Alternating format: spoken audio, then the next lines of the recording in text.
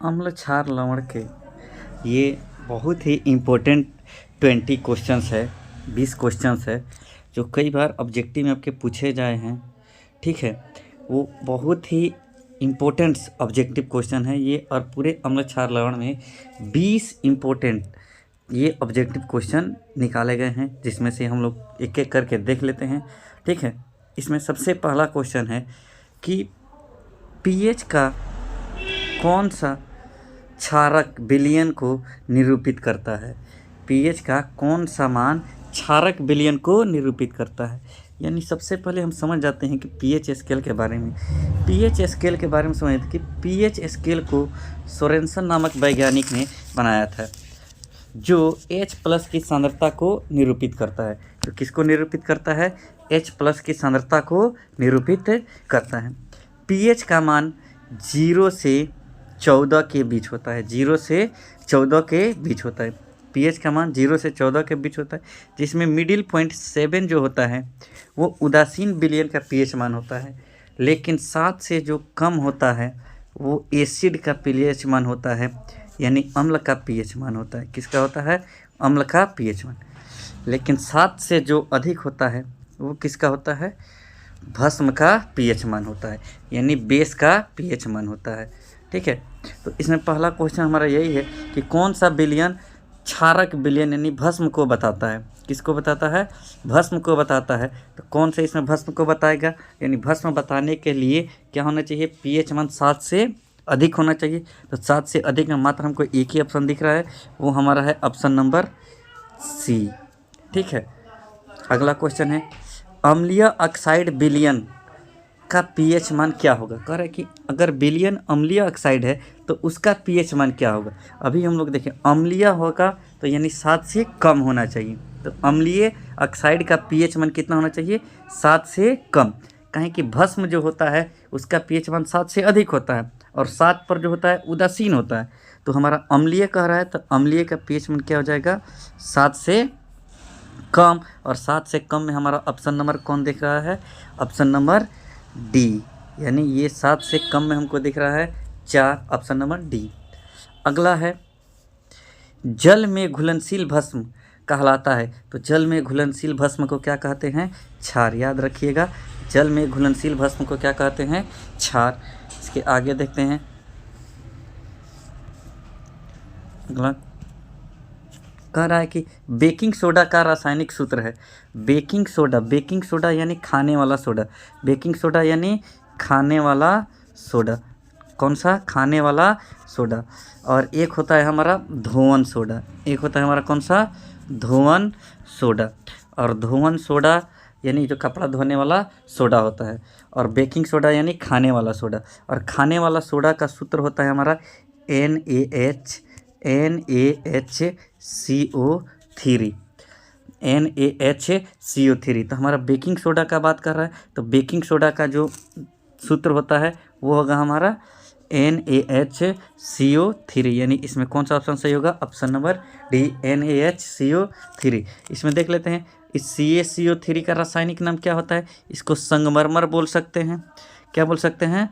संगमरमर। ठीक है, इसी को हम लोग क्या बोलते हैं? खड़िया। क्या बोलते हैं इसी को? खड़िया। ठीक है, इसी को हम बोलते हैं क्या? खड़िया। इसी को क्या बोलते हैं? संगमरमर।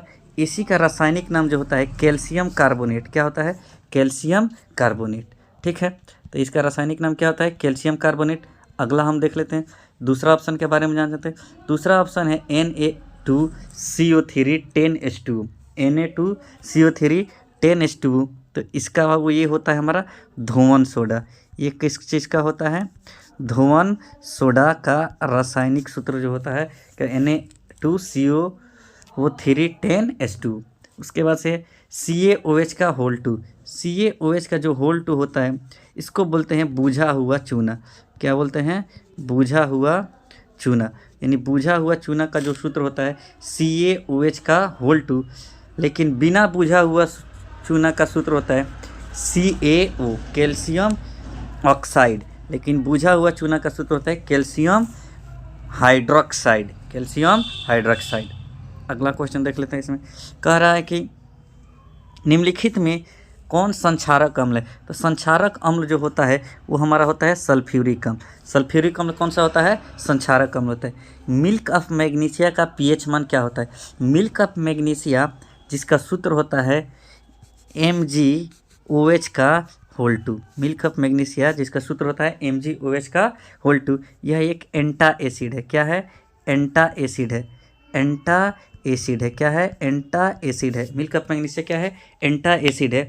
एंटा एसिड है मतलब एसिड के विरुद्ध है, यानी ये कैसा होना चाहिए? एसिड के विरुद्ध कौन होगा? अम्ल के विरुद्ध क्या होगा? क्षार।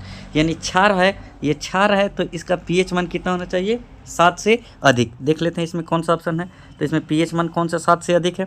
तो 7 से अधिक आपको एक ही पीएच मान दिखेगा, जो कौन सा है? ऑप्शन नंबर आपके डी में। ऑप्शन नंबर डी में। अगला हम लोग देखते हैं छठा क्वेश्चन क्या है कि कोई विलियन लाल लिटमस को नीला कर देता है। अब थोड़ा सा हम देख लेते हैं। अभी जो देखे थे अम्ल का मान 7 से कम होता है, जबकि भस्म का जो मान होता है 7 से अधिक होता है। अम्ल क्या करता है? लिटमस पत्र को लाल कर देता है, जबकि भस्म लिटमस पत्र को नीला कर देता है। भस्म क्या करता है? लिटमस पत्र को नीला कर देता है, लेकिन अम्ल लिटमस पत्र को लाल कर देता है। कह रहा है कि कोई विलयन लिटमस पत्र को नीला कर देता है। नीला कर देता है यानी भस्म है। नीला कर देता है यानी भस्म है, और भस्म है तो उसका पीएच मान कितना होना चाहिए? 7 से अधिक। और 7 से अधिक में हमारा ऑप्शन नंबर कौन सा है? डी। ठीक है, अगला क्वेश्चन हम देखते हैं। इसमें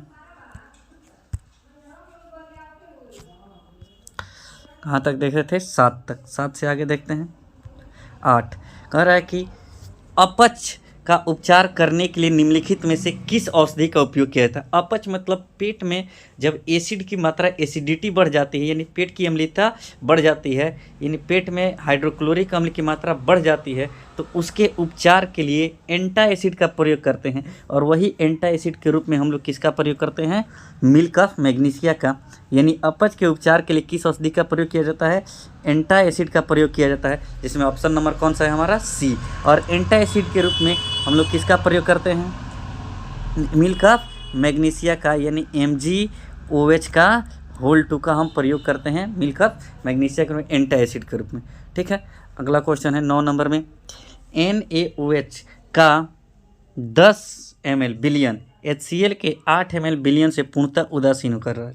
कह रहा है कि सोडियम हाइड्रोक्साइड का 10 ml बिलियन हाइड्रोक्लोरिक अम्ल के 8 ml बिलियन से उदासीन हो जाता है। यदि सोडियम हाइड्रोक्साइड का 20 ml बिलियन कितना हाइड्रोक्लोरिक अम्ल से उदासीन होगा? तो यानी 10 ml है तो 8 ml लग रहा है। 10 ml NaOH को उदासीन करने में कितना लग रहा है? 8।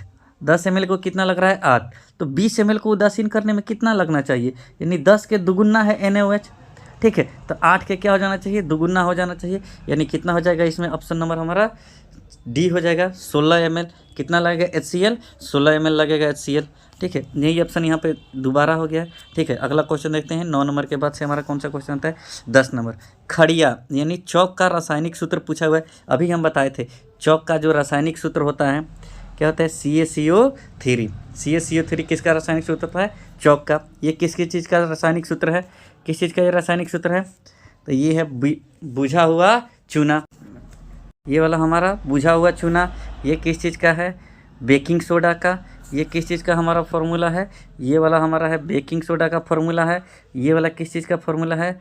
धोवन सोडा का फॉर्मूला है। ये वाला कौन सा फॉर्मूला है हमारा? धोवन सोडा का फॉर्मूला है। ये अभी बताए हैं कौन सा? बुझा हुआ चूना का। और ये हमारा है किस चीज़ का? खड़िया का। किस चीज़ का है? खड़िया का फॉर्मूला। खड़िया इसी को क्या बोलते हैं? Calcium carbonate. इसी को क्या बोलते हैं? संगमरमर। क्या बोलते हैं? संगमरमर। अब अगला क्वेश्चन कह रहा है कि दांत की सबसे ऊपरी परत है।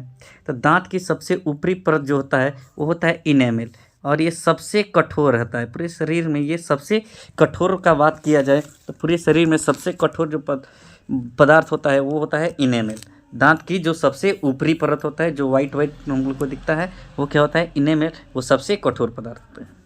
धात्विक ऑक्साइड की प्रकृति कैसी होती है? अगला क्वेश्चन है 12 नंबर। धात्विक ऑक्साइड की प्रकृति कैसी होती है? तो धात्विक ऑक्साइड की जो प्रकृति होती है वो कैसी होती है? ठीक है, तो धात्विक ऑक्साइड की प्रकृति कैसी होती है? धात्विक ऑक्साइड, देखो धातु का ऑक्साइड जो होता है वो क्षारीय होता है, लेकिन अम्ल अम्लीय ऑक्साइड जो होता है अधातु का होता है।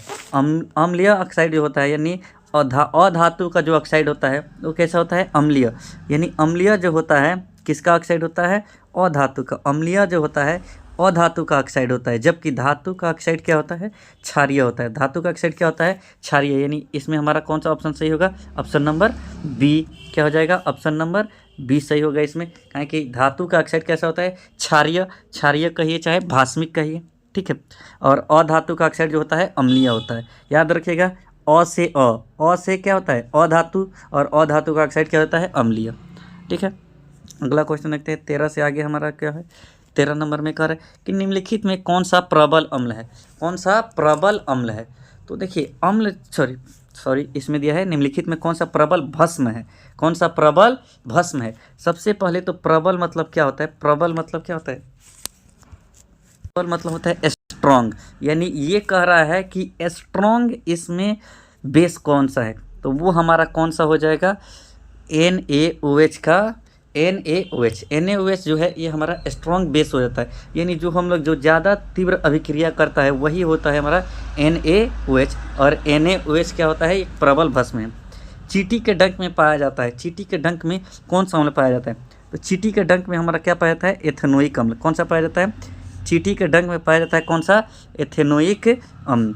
और एथेनोइक अम्ल का जो रासायनिक नाम होता है, सॉरी एथेनोइक अम्ल बोल रहे हैं, सॉरी मेथेनोइक अम्ल। क्या होता है इसमें, मेथेनोइक अम्ल। ऑप्शन नंबर सी, चींटी के डंक में जो पाया जाता है क्या पाया जाता है, मेथेनोइक अम्ल। और मेथेनोइक अम्ल को हम किस नाम से जानते हैं, फॉर्मिक अम्ल। इसका व्यावसायिक नाम कौन सा होता है, फॉर्मिक अम्ल के भी नाम से हम लोग जानते हैं। मेथेनोइक अम्ल को किस अम्ल के नाम से, फॉर्मिक अम्ल के भी नाम से जानते हैं। एथेनोइक अम्ल जो पाया जाता है वो सिरिका में पाया जाता है। किसमें पाया जाता है, सिरिका में पाया जाता है एथेनोइक अम्ल।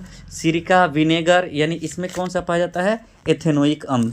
कौन सा पाया जाता है, एथेनोइक अम्ल। सिट्रिक अम्ल जो पाया जाता है, सिट्रिक अम्ल ये खट्टे फलों में पाया जाता है। किसमें पाया जाता है, खट्टे फलों में, संतरा में, नींबू में क्या पाया जाता है, सिट्रिक अम्ल।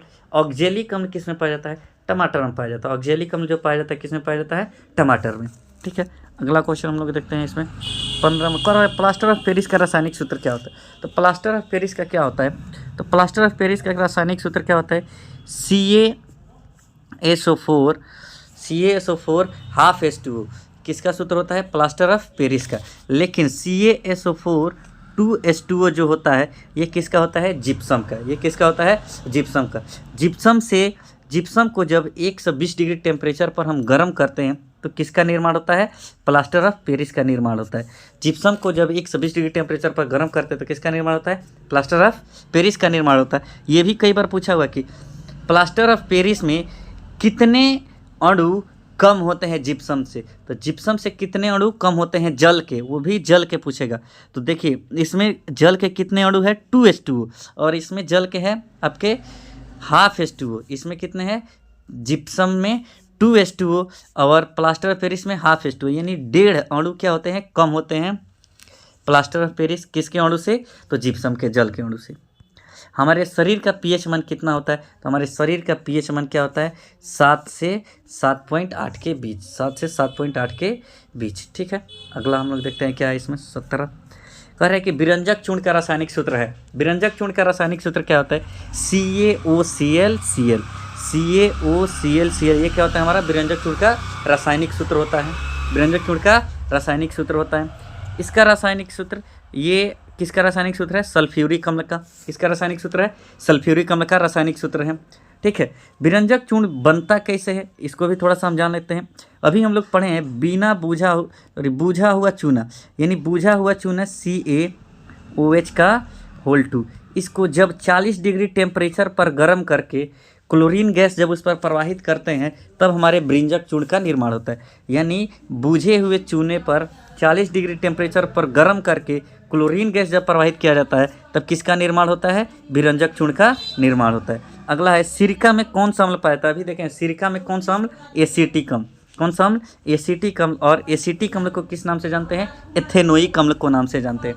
किस अम्ल के नाम के जानते हैं, एथेनोइक अम्ल के नाम से जानते हैं। और इसका सूत्र क्या होता है, CH3COOH। एसिटिक अम्ल का सूत्र क्या होता है, CH3COOH। जबकि फॉर्मिक अम्ल का जो सूत्र होता है HCOOH। फॉर्मिक अम्ल को किस रासायनिक नाम क्या होता है? मेथनोइक अम्ल। क्या नाम होता है? मेथनोइक अम्ल। ठीक है, अगला देखते हैं। कह रहा है कि गंधीय सूचक का उदाहरण क्या है? गंधीय सूचक मतलब ओलाफैक्टरी सूचक।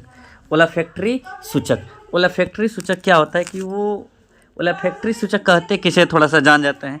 यानी ओलाफैक्टरी सूचक क्या होता है? अम्ल और भस्म की उपस्थिति में अपनी सुगंध को वो परिवर्तित कर देता है, जिसमें ओलाफैक्टरी के सूचक में के हम लोग का क्या, वेनिला, इत्र और प्याज जो होता है ओलाफैक्टरी सूचक के अंतर्गत आता है। ठीक है, इसके बाद से हमारा 20 नंबर क्वेश्चन जो है, जल की अस्थायी कठोरता को दूर करने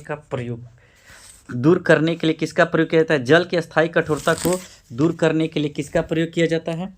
जल के अस्थायी, इस क्वेश्चन को हम इस क्वेश्चन का आंसर आप लोग कमेंट बॉक्स में दीजिएगा कि जल के अस्थायी कठोरता को दूर करने के लिए किसका प्रयोग किया जाता है। ठीक है, इसी तरह से जितने भी आपके साइंस के चैप्टर हैं उसको चैप्टर वाइज से, प्रत्येक चैप्टर से 20 इंपॉर्टेंट ऑब्जेक्टिव क्वेश्चन आपको प्रत्येक दिन शाम को 5 बजे वीडियो एक अपलोड कर दिया जाएगा।